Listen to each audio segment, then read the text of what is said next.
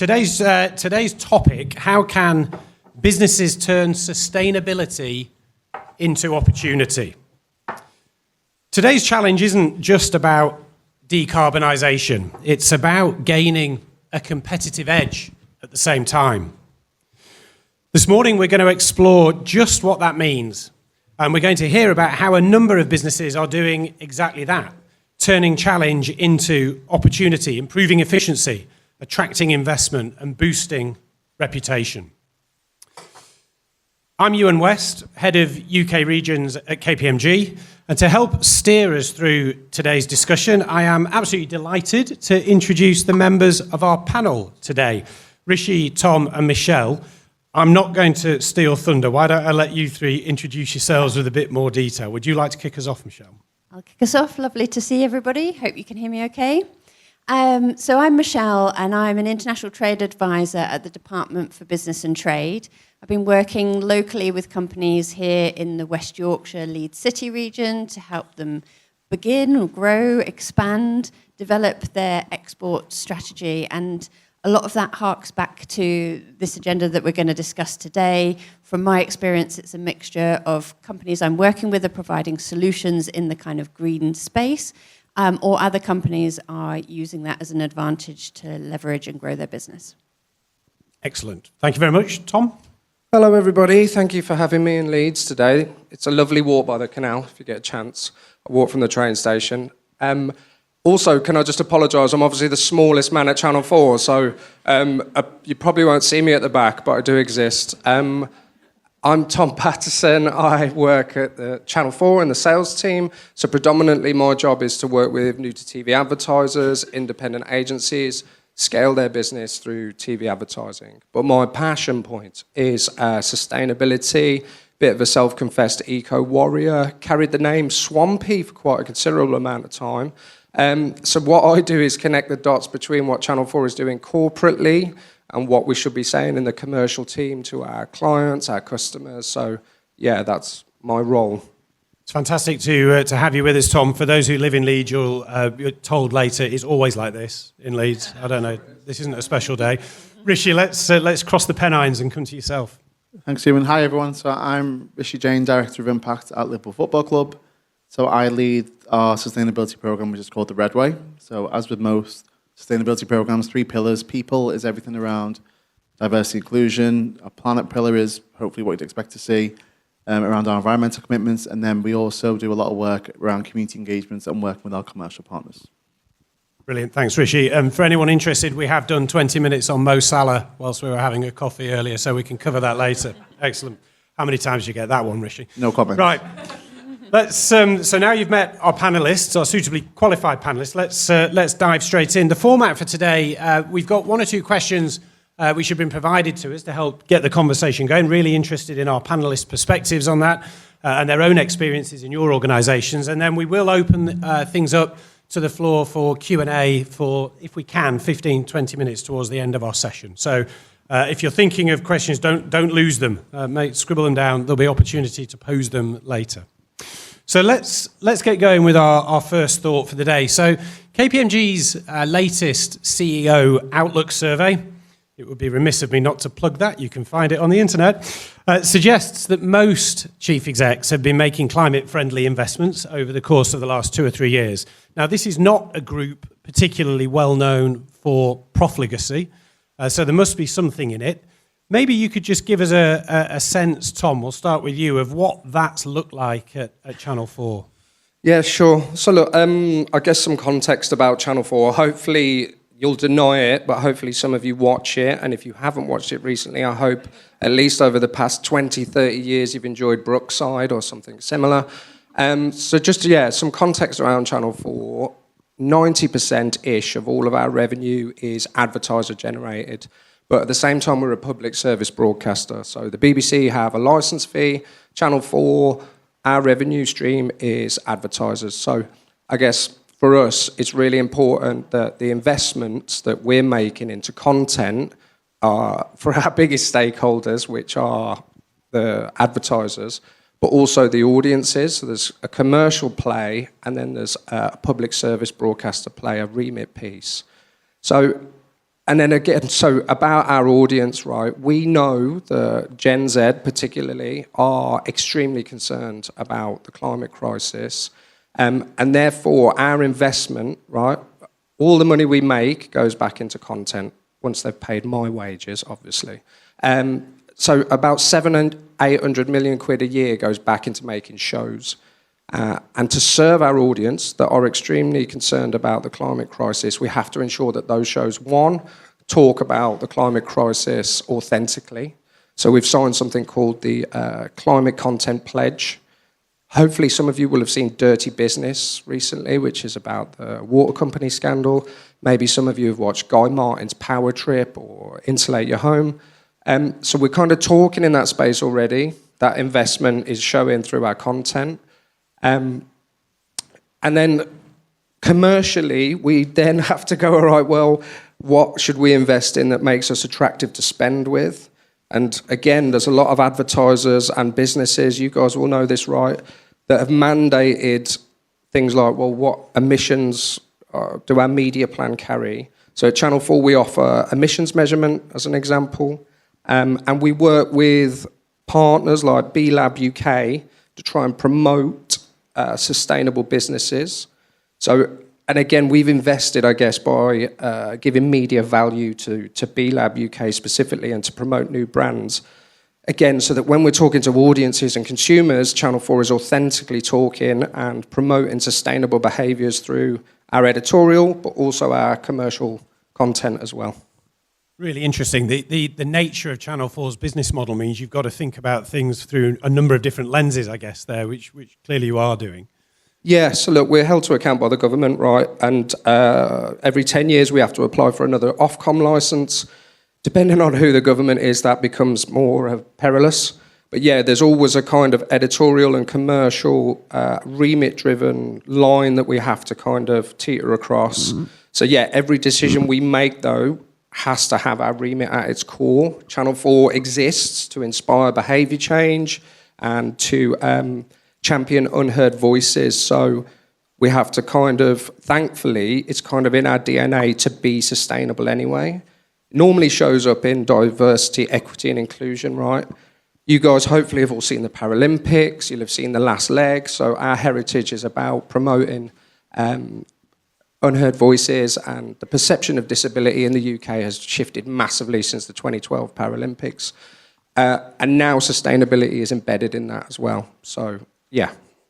Okay, thanks, Tom. Of course, we've got the Winter Olympics just around the corner for the Paralympics. It's not round this corner. Not round this corner. Not with weather like this. Right, Rishi, let's come to you. What's that investment look like in the context of LFC?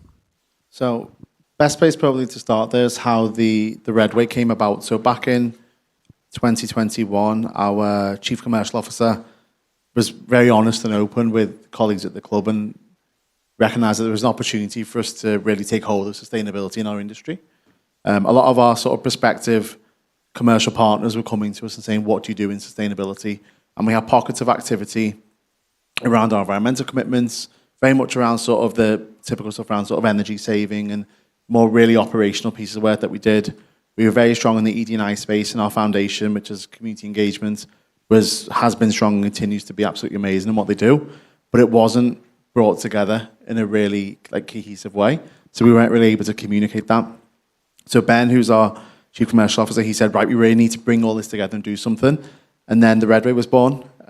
We went through the ISO 2012-1, which is around delivering sustainable events management. First club to do that, and then straight away that allowed us to then build our strategy. So when you talk about investments, he's a board level, so at the very top of the club, we recognised that was an opportunity for us to lead. Then it was like, okay, what are we going to do? So then we set out a whole host of targets, there were 18 to 20 in total, and they formed the Redway strategy. So when you talk about investment again, we put ourselves out there and said, this is what we want to achieve as a football club. That's quite unique in a sports setting, because sports teams, organisations generally, we tend to be quite guilty of launching a programme. 3 years later, look at the great job that we did. We don't really tell you about the ups and the downs, but we've done that with the Redway, and actually that's been really beneficial to us. So now, 5 years later, it's 5 years later actually, we can now use, and we do use the Redway as almost a door opener to some conversations and go, actually, is this something that you'd like to be part of? So I spend a lot of my time supporting our partner sales and partner delivery team, i.e. sort of account management, and sort of helping them with both current and prospective partner relationships, because we recognise that that is a point of difference, not just in terms of what we're doing, like really operationally and almost transactionally around sustainability, but also the story that we can tell around that, and the fact that we can bring what at times can be a really difficult topic, we can bring that to life in a really engaging way, and hopefully that does sort of transcend not just the football and sort of sport communities, but sort of global communities as well.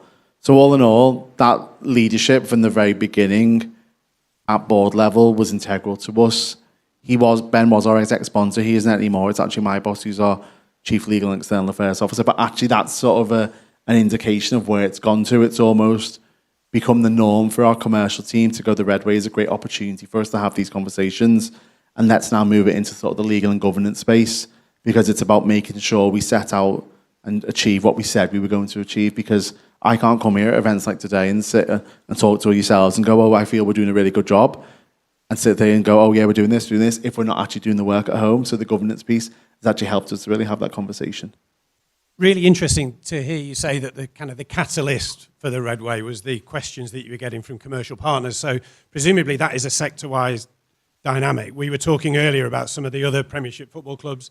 They've all got strengths and weaknesses, but they've all followed suit in their own way, and this is something that's happening across the league. Yeah, and that's it. And we said before, didn't we? You asked me, was it competitive? And I said, absolutely, it is competitive. And we're pleased to sort of be at the top of the tree, I suppose, when it comes to sustainability. I just thought I'd get that out there. The pressure is on me from our senior leaders to make sure that we stay there, if we're being really honest. And ultimately, like, hopefully this doesn't sound arrogant, but we're Liverpool Football Club, so that's where we should be. We should be challenging for titles on the pitch and off the pitch, as I say that a lot, and I truly do believe in it. That's both a challenge, but I also really see that as an opportunity, because it allows you to be bold, it allows you to be brave, it allows you to ask that sort of question of someone internally or externally, be like, what about this? And you might not land here, but if you land here, then that's a lot better than where we currently are. So we're really pleased in the journey that we've got, but we recognise there's still a lot more for us to do. Fantastic. Really, really interesting.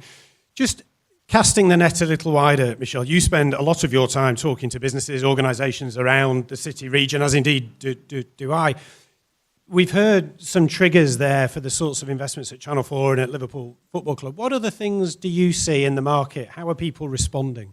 Yeah, I think it's been a really interesting transition, particularly over the last few years, because I think at the beginning maybe of some of this journey, it's been seen a little bit more through that sort of regulatory kind of compliance lens, or we should be doing this. And then I think the balance has shifted a little bit more into actually, there are commercial advantages to doing this. There are things that actually are helping our business, and the dynamic then of that sort of shifting, which is meaning ultimately that business leaders, senior management are looking at that in a different way. So whether that's looking at it through sort of driving resilience in the business, whether it's about being able to secure investment as the sort of investment community is looking more for, well, does your business hit this, that and the other? Are you future-proofed against sort of future regulations? Are you at the front of that field?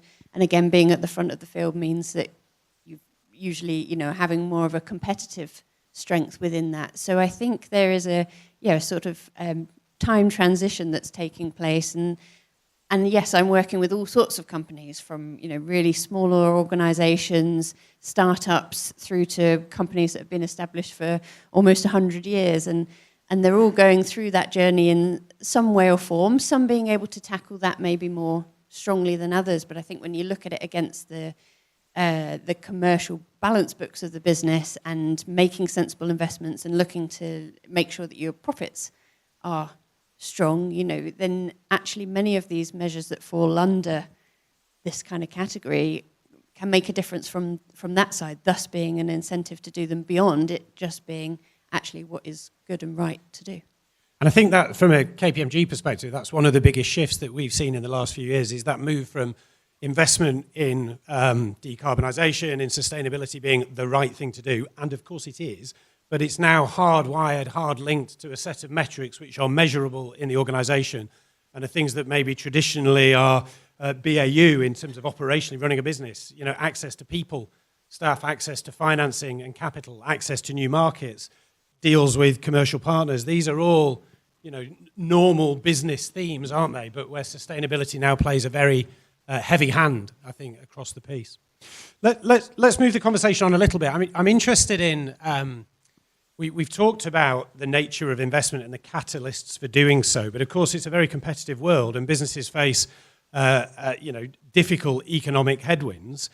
How do you, in your organisations, I guess Tom and Rishi first, how do you make sure that that investment is prioritised? How does sustainability stay sufficiently high on the board agenda that it gets the focus and it gets that investment and you don't see a dwindling, if you like, in that commitment? Maybe Rishi, if you'd like to start us this time. So I suppose I mentioned earlier around the executive leadership of the Redway in terms of our CCO and then our Chief Legal and External Affairs Officer, both board members. So straight away, you've got two of your boards who are really bought into this. We add into the mix both Billy, who's our CEO, Chief Operating Officer, Head of People, all these. He's really, for us, our leadership are really driving this forward. What's great for me is that it's not necessarily solely down to their leadership that we are doing this, if that makes the most sense. So my job, I always explain my job as I'm almost like a convener. So my role is to represent and lead the Redway and to bring all our work together across those three different pillars. But actually the success of the Redway is down to hundreds of people across our organisation. So ultimately, the work should be done and is done when I'm not in the room, because that's exactly the way it should be. It's taken us a number of years to get there. But actually, for example, if someone said to me, or someone in this room asked me, well, what you're doing around sort of waste and circularity, I'm like, I can give you the headlines, but if you wanted really detail, I will put you onto the right people, because that's exactly the way it should be, because that's where we've really sort of built it in. So when you talk about priorities as a club, it's just become embedded into what we do. And that's great, because what I don't need to do is when I need to send a potentially difficult email to someone, I don't never feel the need to sort of CC in one of our senior leaders, because that's not our culture, and two, it's not needed. When there are potentially more sort of difficult internal or external stakeholders, my role is really to be that convener and that collaborator and almost a communicator as well, and say to them, this is how it contributes to your world. Can you sort of help me to help you, type of thing? And we've had success in that.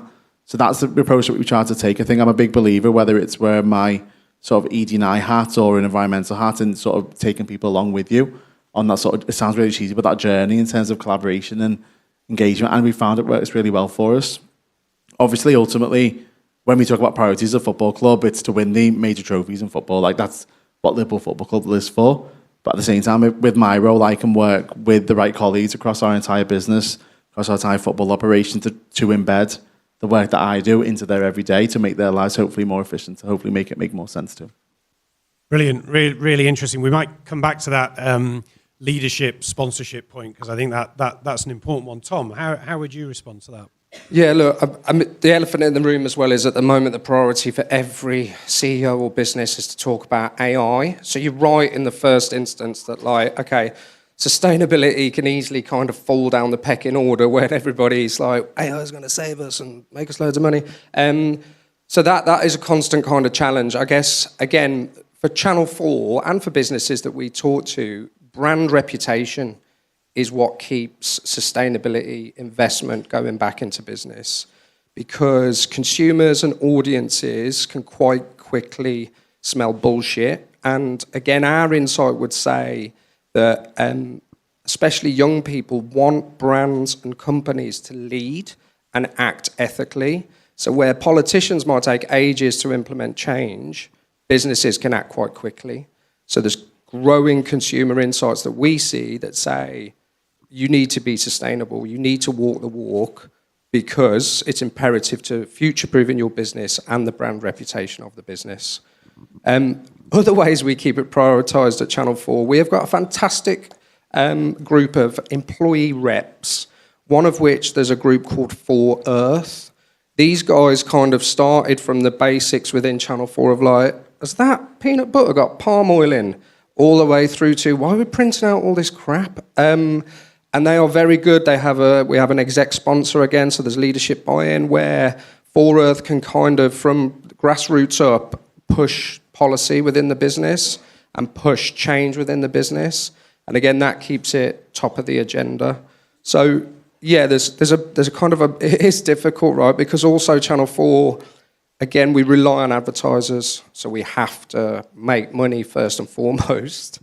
To weave sustainability into that can be difficult, but again, what we're seeing, because we've got a market narrative and because we've got science-based targets and because we've mandated sustainability in our commissions, because we reduce as much as we can, it means that if there is an advertiser that wants to only spend with what they would see as a sustainable media owner, we've opened that door already. So we are a commercial route for, say, a gift gaff or a brand that it wants to hold the highest standards for its supply chain. So Channel 4 is part of a massive media supply chain, right? You've got Netflix, Amazon Prime, all banging at the door of these advertisers. So if Channel 4 can be a differentiator and in diversity, equity, inclusion and sustainability, that's a revenue win for us. So yeah, that is a long way of saying that's how we prioritise it at Channel 4. People for Earth, commercial upside, the business, and brand reputation. Excellent. Thank you. This might be a bit unfair, Michelle, but this leadership point's come through quite loud and clean, leadership, sponsorship. What other things might you have seen where organisations are struggling to keep commitment to sustainability high enough on the agenda? Are there any techniques or things that you've observed? Not specifically in that space, but I think to the point, there's lots of different angles that the sustainability piece can touch on. So how do CEOs or business leaders keep that more at the top? I think it's often driven by different agenda points. So whether that's looking at sort of your resource efficiency, and that becomes the priority at this point, or whether it's that you need to sustain your talent or attract that talent, you have to shift then the way that the business is perceived or performing. I think you touched on a bit about sort of that brand image as well, and I think that's one of the things that can actually at times be a bit of a slower burner there, in that it's something that you build over time. So I actually think that for the CEOs that I've been working with or business leaders that I've been working with, it's often driven by certain points that about our business need right now is this. It aligns with actually the sustainability piece, but often more indirectly than directly for smaller businesses, I'm going to say, rather than the larger corporates who can put a little bit, more welly, more resource, have more staff behind it in the case of sort of those forums, for example. I'm interested in this point about how you anchor the conversation in the boardroom. And one of the things I've observed, and there's a bit of overlap in our answers here, but how do you maintain its profile in terms of investment priorities? Well, by anchoring it in measures and metrics that the business is more familiar with. So making it kind of BAU, present day, not something slightly esoteric done to one side. How does that work in your organisations, guys? In terms of reporting or metrics that people are applying to what you're doing, is that even a thing? Is it relevant? Is that something you recognise? I think for us, the metrics and the KPIs are incredibly relevant, because one thing that we're really conscious of is you can do this work because it's the right thing to do and you can feel good about it, but it's almost like the why and like what is the impact of the work that you're doing. So when we did set out the Red Way, we set out really ambitious targets and said this is what we want to achieve and this is when we want to achieve them by. So straight away you start to put numbers into the conversation. People can sometimes get a little bit nervous and be like, okay, there's numbers there. That's a little bit scary, but actually our view and my view is that that target is really good just to have. So we've got, for example, 2030 emissions targets, 2040 as well. I think like most organisations are very conscious of this 2030 is getting closer and closer. But would we have done, or would any organisation have done the amount of work they have done if they'd not had that target? I think that's always our mindset, is even if you don't quite reach it, you will have made a hell of a lot of difference, a hell of a lot of progress by having that. To your point, Euan, I think it's about, for me, it's always been, it's not my entire career, it's about speaking the languages of your different stakeholders, whether it's your legal team, whether it's your operations team, whether it's your commercial. All these individuals are going to have different drivers and wear different hats. That's why they're in the position that they're in. If you can make your work relevant to them in their own way, help them see the benefits of what, take for example, the Red Way or sustainability or ED&I topics have in their world, it will make a difference, and 9 times out of 10, you will get the buy-in that you need. So hopefully that will be something that resonates with the audience too. Excellent, thanks, Rishi. Tom? So look, I'm fortunate that I stay away from the numbers bit unless it's cash coming in. We've got some fantastic colleagues in the audience and former colleagues that are the corporate sustainability team for Channel 4. But yeah, look, again, we are rooted in science. We've got science-based targets. They're public. I think that does, even though it's becoming increasingly difficult to get to those targets, right? And that's recognised amongst the Science-Based Target Initiative as well. But to have that in the first place, yeah, pushes the whole business to be like, right, how do we reduce? You know, you have to have a measurement or a baseline there year on year to work to. But look, again, importantly for any business, I think it's about not only senior buy-in, but why does Bob in the canteen, why does he care about doing this? Why should he bother? And what our former sustainability manager put in place was a kind of net zero training scheme that is mandated for everybody, new starters. And that is, again, just an introduction to the topic. I think it's getting better, right? Sustainability comms. But there's still a massive issue about buy-in because as a group of sustainability experts or people in the echo chamber, we're very good at talking about it. But if you're on the periphery of that, it's actually quite difficult to penetrate and relate to. So that is kind of what we're working on as well. Again, is just normalising it as a behaviour and shifting. I think if you put metrics in it too much, it becomes a little bit like, I don't want to get involved in this. So it's how do we humanise it, right? What is the effect of not hitting this number on Bob in the canteen? How will that affect his everyday life? What does that mean for the future of business? So yeah, it's a tricky one, but we're trying to do both, right? So that sparks another question, I guess, in my mind, that we talked about how do you land this in the boardroom, and it's by talking to stakeholders in a language that they understand. But is that always appropriate? Is that the right framework through which to look at assessing a kind of return on investment, or are there other things that we need to build in alongside that, do you think? Difficult. I mean, CEOs react to, is it going to save money? Is it going to make money, right? So I think that is the simplest way to get a reaction in any boardroom is to walk in and say, if you don't do this, we're screwed. If we do this, we could actually make some money. So that would be, again, I'm not allowed in the boardroom, you can probably tell. But that would be my approach if I was. Yeah, that's quite a hard one for me to answer, because I suppose I'd like to think we're very different in that regard in terms of the way that we run. I think probably as a football club, and I've said this before, so please forgive me if you've heard it, but particularly our supporters, I feel, hold Liverpool Football Club up to the highest levels and highest regard. And you can either see that as a burden or as an opportunity.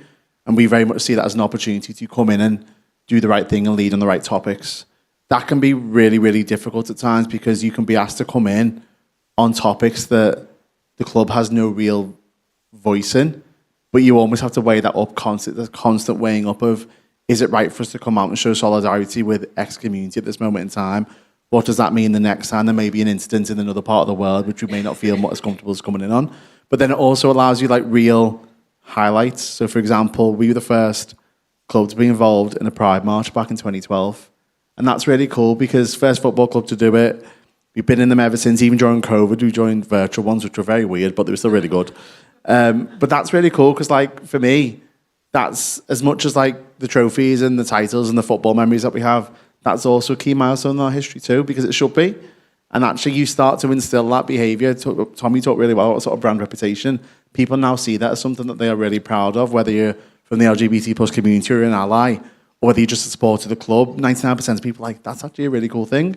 So you start to do these first, and then you start to go, okay, this is part of our BAU. That's where we've really seen the difference, not just at senior leadership level, but throughout the entire club and also with our supporters and stakeholders too. Really interesting. Thanks, Rishi. Michelle, there's a few ideas there of kind of non-standard things that people talk about. Have you seen other measures in the organisations you talk to? Yeah, I was going to pick up on a couple of points there. I mean, obviously, sort of I'm working with companies to help them grow their exports. So it's a slightly sort of different angle here, but the easy metric with that is how are your exports doing? You know, where are you growing? Where are you winning? And actually, more and more sort of markets are looking to actually, you know, choose who their suppliers are going to be based on, you know, sort of ESG type credentials, whether that's having particular accreditations in place, being able to show the sort of transparency of your supply chain, your innovations, all those sorts of things drive out of it. So being able to see how that one directly affects the other is another metric that people work to.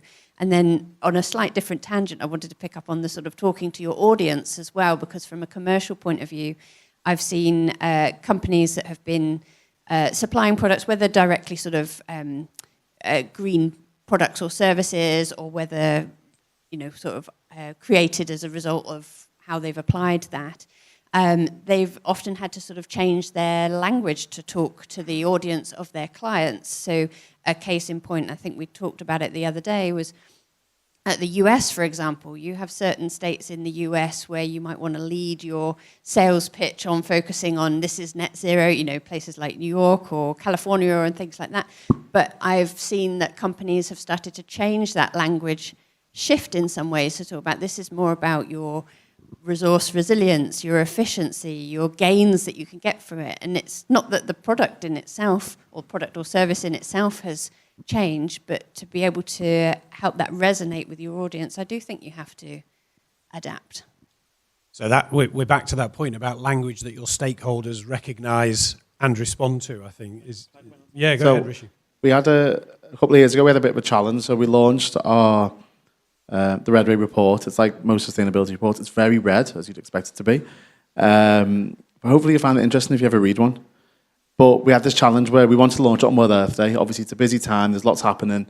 And we knew that we needed to deliver, and we're going to deliver what we felt was, and still do believe, is a really credible and authentic and transparent report. So that really speaks to a sustainability audience. But to deliver a report like that to our fans is probably not going to land in a really engaging way, not to the majority of them anyway, or those who aren't invested in sustainability. So we sort of put our heads together about sort of 6 to 9 months beforehand and said, what can we do? So we thought, let's do a piece of content with our players. So what we did, we got 6 of our players from the men's team, and the correct terminology, we were inspired by the theme of the US office. I don't know if anyone's seen it. It's one of my favourite shows. I absolutely love it. And we got them together in a room, and they were almost like tasked with, in inverted commas, coming up with the club's plans for World Earth Day. But what we really realised there is, for our fans, they want to see players as real people. So they see them as footballers on the pitch, and they adore them and they love them, but we want to almost see like behind the curtain and see what they're like. So we really played into that. So for example, Darwin Núñez, who was with us at the time, he spoke exclusively in Spanish the entire time. Even though we could speak English, we said, you just speak in Spanish, because there was a lot of sort of social media discourse at the moment that he didn't speak English. So we were like, right, let's lean into that. There was also, apparently for some reason, someone saw on TikTok, he was watching a tutorial on how to draw horses. So we literally sat there for the entire video, just drawing pictures of horses like that, and we played on that. Gavin Callagher's now at Brentford. He's Irish. He only spoke in Irish song lyrics for the entire time. So dropped like With or Without You and all stuff like this the entire way through. So we played into this narrative of like our fans will really engage with this whilst delivering like sustainability messaging all the way through. And it went really, really good, really, really well for us. But what was great there in that Mo Salah was part of it as well. I know we talked about him earlier. What was great is that we were able to create these really key moments on the piece of content. So just before the content was getting done, we had this sort of brainwave as a group, and we sort of said, wouldn't it be great if Mo pretended to be James Bond? And that was literally just what we dropped in. So we say to Mo, do you fancy bringing your tux into the training ground and we would pretend that you're James Bond? And he was obviously said yes. And I'll be honest, I've never seen a suit that good in my entire life. And it was amazing. So we got him to sort of pretend to be James Bond, and when instead of looking down the barrel of the gun, he picked up a plastic water bottle and like threw it into a bin. And we used like license to recycle instead of license to kill. But hopefully I'm starting to paint a picture of, from a sustainability stakeholder perspective, we knew it needed to be a really strong report that people looked at and thought, okay, this is really comprehensive. Liverpool Football Club are doing really good work. But from a support stakeholder perspective, we knew that we needed to engage with our supporters in a different way and hopefully sort of merge those messages together. And it really did. So afterwards, we sort of canvassed a focus group supporters and asked them about their awareness of the Red Way, the sort of how engaged they were, how they thought they'd like to hear more, etc. And their awareness levels were really high. There was like a 20 to 25% increase sort of before and after the content, because people thought, you know what, it can be fun, it can be engaging. At the same time, we didn't want to be seen to be making light of what is probably one of the most important topics in the world. But hopefully we were able to find that balance. So that's the challenge that we've set ourselves for years to come. Brilliant. Thank you, Rishi. You've begun to answer, I think, you're overlapping with some of my next question, actually. But one of the things I think it's fair to say, you would observe businesses have been on a bit of a journey as they've gone from seeing sustainability as a regulatory requirement to something which can create commercial differentiation, which we've touched on in a number of different facets there. What has that looked like in your organisations? And is it overt? Are people explicit about that move? Maybe, Tom, you kick us off this time. Yeah. Look, kind of to your point, Michelle, right, it depends on the business. But for us as a commercial team, the sustainability narrative is almost front and centre. First, it's obviously, look at this fantastic content. It's not Mo Salah in a tux, but it's similar. And then it will be diversity, equity and inclusion, and then it will be about sustainability.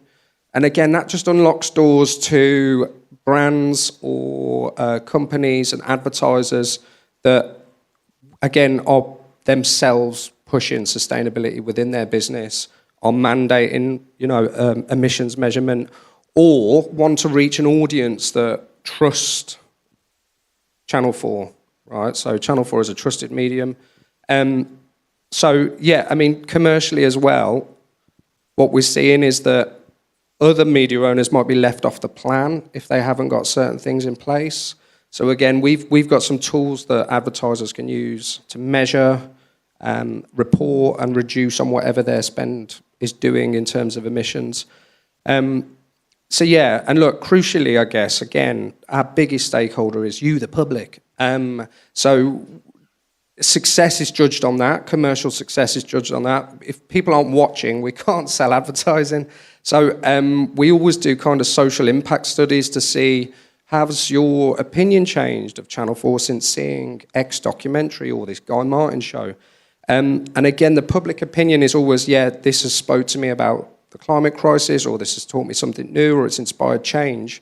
So that is a KPI for Channel 4 and for us. So, it's becoming more and more critical as a commercial entity. Interestingly, Michelle, we do have some businesses too that publicly, because of their ties maybe to certain presidents, don't want to talk about it publicly, but are still mandating to us, no, we still want sustainable media, we still want the emissions measurement, but we're just not going to talk about it in our comms because we don't want to upset any potential stakeholders, shareholders in their own business.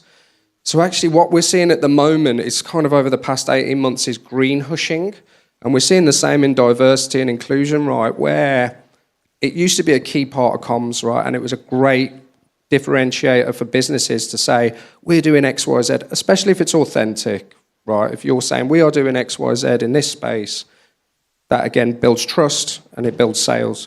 We're seeing that less of that is happening, which is frightening, right?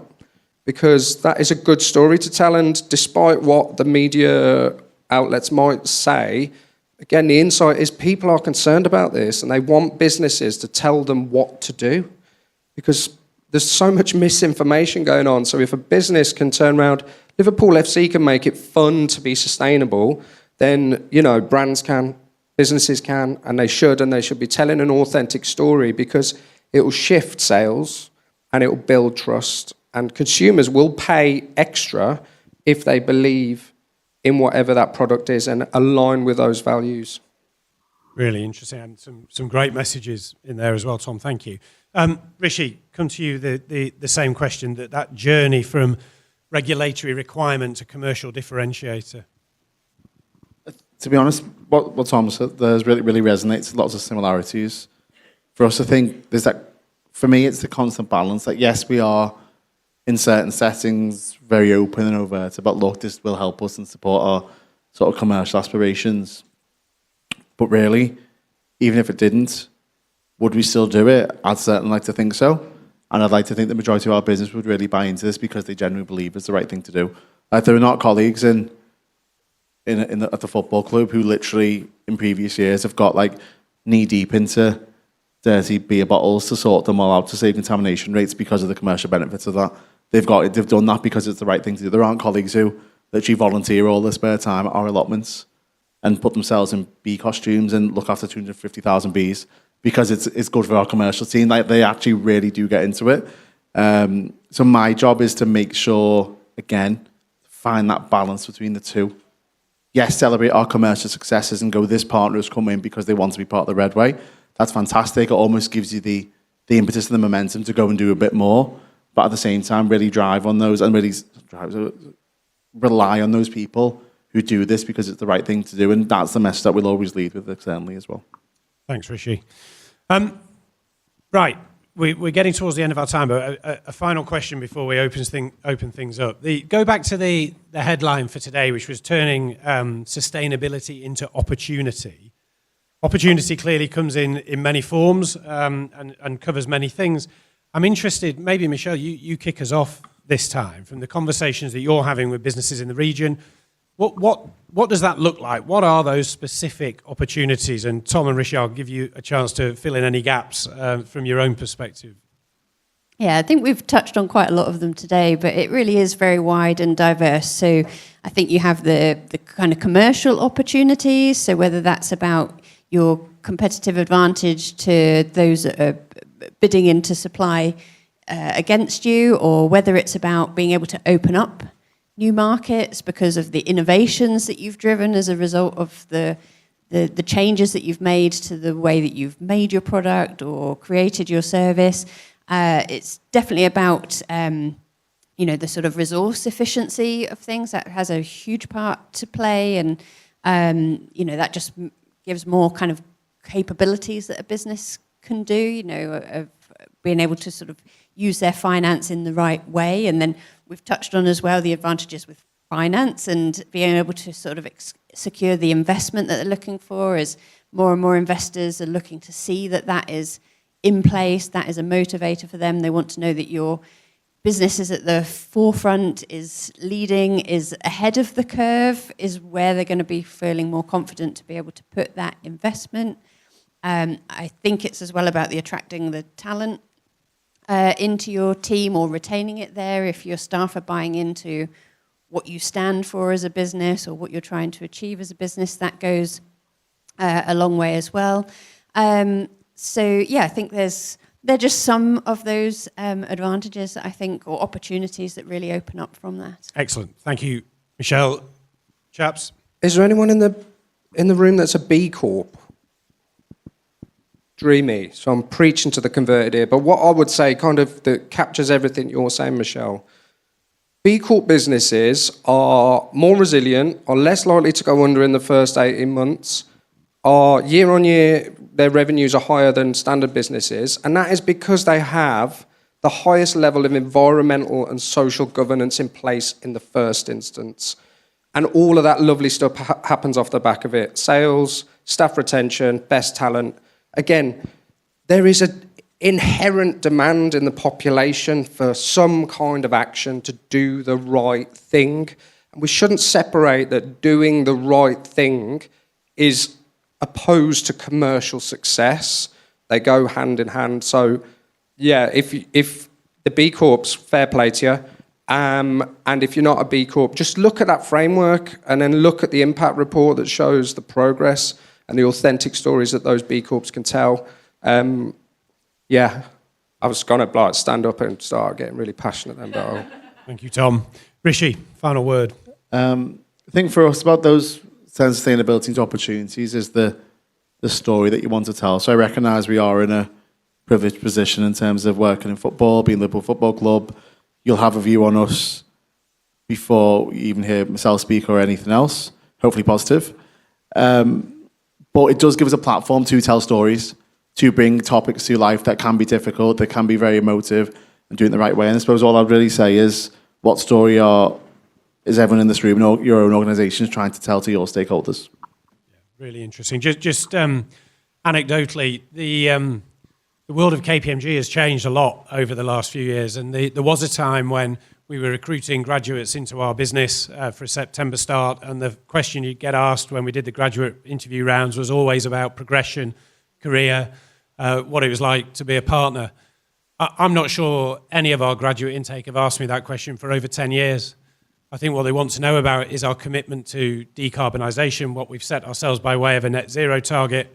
I was the office senior partner here in Leeds for 4 years. The current office senior partner, Phil Murden, is in the room with us today. What they want to know is what we're doing as 1,100 people based in Leeds that is good for society, community and the region. So your point, all three of you have made the point that people want to and are demanding to hear this stuff, and I completely agree. Our biggest benefit, I guess, is it's given us access to a talent pool that candidly, without a commitment around sustainability, we would find hard to access. And that is, for a people business with 17,000 people in the UK, that's a big deal. Right, we've come to the end of the questions I had, so we do have about 10 minutes left. So what I thought we might do is open it up to our audience today. I don't know whether we have a roving mic or whether we're going to ask you just to shout loudly. There is a roving mic, it's right at the back. So let's see who we go. So don't be shy, hands up.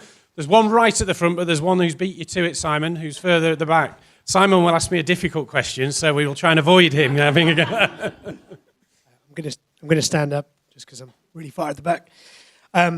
This is hopefully not an overly challenging question, but this is my second session today, and there's been a lot of companies speaking about relativistic or incremental change, and really impressive incremental change.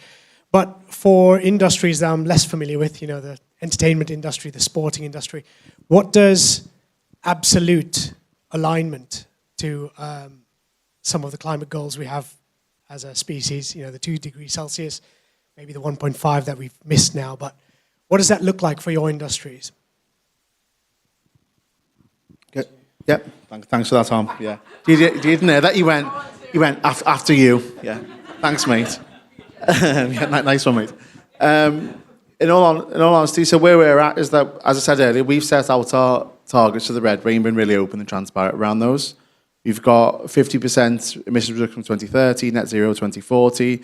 We've set targets around waste reduction, circularity. We've added new ones in around sort of food, ocean health. We've put our foundation, have got a target to engage with 500,000 young people by 2030. We've set these targets in a very, very purposeful way. Is there absolute and direct alignment with some of the global targets? Mostly, yes, but ultimately I also need to do, and we all need to do what's right for our organisation. I think some organisations, and I've got no intention of naming names, can be guilty of aligning themselves with these targets and saying, look at what we've done, we've aligned ourselves with this, but actually there's no real substance underneath it. What I'd love to do is set our own targets, exceed them, and then go almost by accident, but slightly by design. We've then met some of the global targets that are out there as well. Thank you for the question. Yeah, again, we're aligned with science-based targets. We're also, the advertising industry at the moment is going through a kind of accountability, not crisis, but there's a lot put on. Well, you sell advertising and that drives consumption. So there is a group at the moment working on something called advertised emissions. And what does that actually add to the global emissions in general? So it's front of mind for a lot of the advertising industry. But what I would say, right, again, what is the superpower that the entertainment industry and TV holds? It's about storytelling and influencing positive change. You know, Channel 4 reaches in one night of Bake Off 7 million people. If we can drop in a vegan cookie Bake Off segment, that is really powerful, right? Because as business leaders and owners, of course, we should align with science-based targets and reduction, but it's systemic change, right? There's 70% of the population that don't give a shit either way what happens, and that's who we need to talk to, and that's who we need to activate to inspire systemic change across the UK. Excellent. 2 strong answers. We have another question here, still not Simon, which is excellent. Jo Watson from the Institute for Sustainability and Environmental Professionals, which is a title as long as this room. We see sustainability as an opportunity to invest in skills and talent development. You talked about Bob in the canteen and the communications department. How do you upskill and invest in your teams to, in terms of sustainability? So they're not greenwashing, for example, and you're actually investing in their knowledge and support of the strategies that you have? Yeah, sure. So look, again, we're really fortunate at Channel 4. 4 Skills is based in the Leeds office. 4 Skills was designed to encourage people in the north to get into a media career, and kind of out of that mindset, the 4 Skills mindset, we're very, again, good at, when people are coming through Channel 4, normalising sustainability into everyday practice, right? So that's whatever decision you're making, it should be at the forefront. The greenwashing piece, yeah. So we're fortunate to be part of something called Ad Net Zero, which is the advertising industry's alignment with a net zero plan.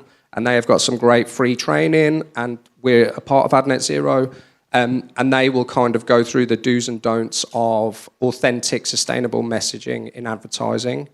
So yeah, it's kind of baked in, but it is a tricky one. Again, for Earth, right, within Channel 4, if you're a business and you've got lots of employees, get an employee rep group to hold the company to account.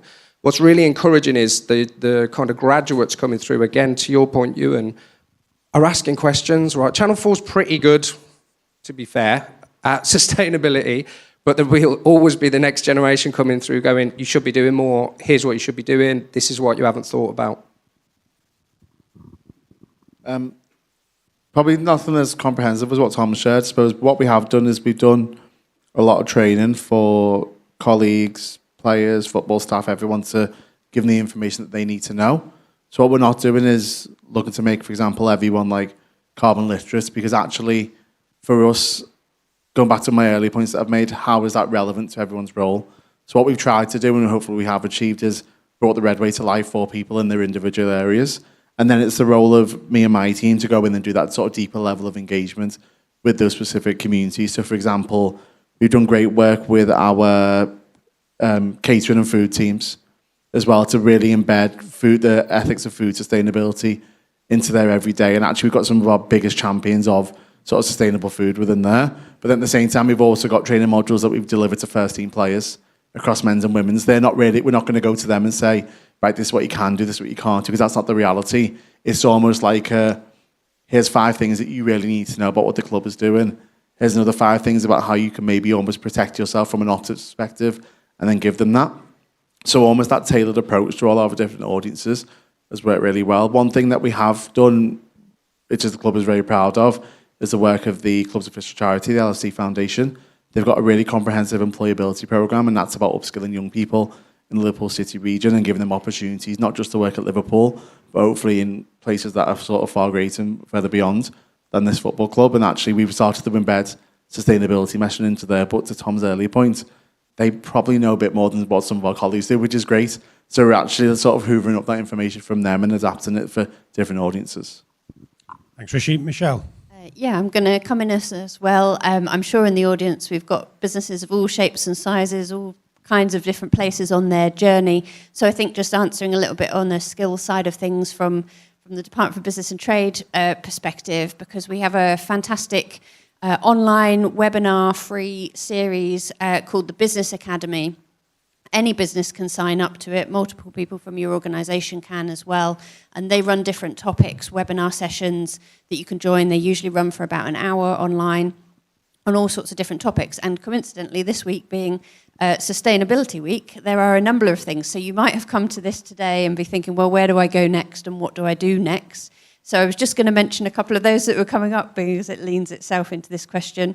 So, for example, tomorrow there's a session on green, not greenwashing, and that's touching on sort of how you can address kind of communications things. On the 4th, there's a business for good whilst being good, so how to approach that kind of carbon reduction plan. And then on the 5th, there's lessons from other businesses that have gone through that journey and sort of sustainability. So I was going to say from a more broader perspective of how businesses in general might want to look at how to develop those skills. Business Academy from DBT is a really good starting point, but there's also loads of really good local programs, local organisations communities as well. So I would look to tap into them and learn from them. Thank you. Thank you very much, Michelle. We've got time for one final quick question, so we'll give him his moment. Simon. Thanks very much, Euan. Simon Verdi from KPMG. My question is for you, Tom. You've explained very clearly how Channel 4 has lent into the sustainability agenda through the programmes you're putting on, because your viewers, your younger viewers particularly, expect it. But we've currently got two political parties representing approximately half the population that want to get rid of net zero and scrap all the sort of climate commitments. How are you leaning into that part of the viewing public, or do those people not watch Channel 4? That is a great question, Simon. You were right. Tough cookie. Look, Channel 4 again is public owned, right? But our remit is to champion unheard voices. I would argue, Simon, that actually the sustainability voice is more unheard at the moment than some of the airtime that some of those political messages might be receiving. Channel 4 is completely politically neutral, so our journalism is award-winning, it's the most trusted, and we will always give a balanced view. What I would point to is a by-election that happened quite recently in Manchester. Look, it's easy for politicians to grab headlines, right? But we will always at Channel 4 represent that in a fair and just way. We'd love them to watch. More people that watch, the merrier, Simon. We need the money. Yeah. Excellent. Thank you very much, Tom, and well fielded. He'd been building that one up, hadn't he? Right. We're coming to the end of our session today, so I hope you've enjoyed the debate and taken the insights that our panel have kindly shared. It remains for me to say thank you to you guys for sitting quietly and listening to what's got to say, and to say thank you to our panellists. Michelle, Tom and Rishi, been brilliant. Really appreciate you giving your time. If we just show our appreciation.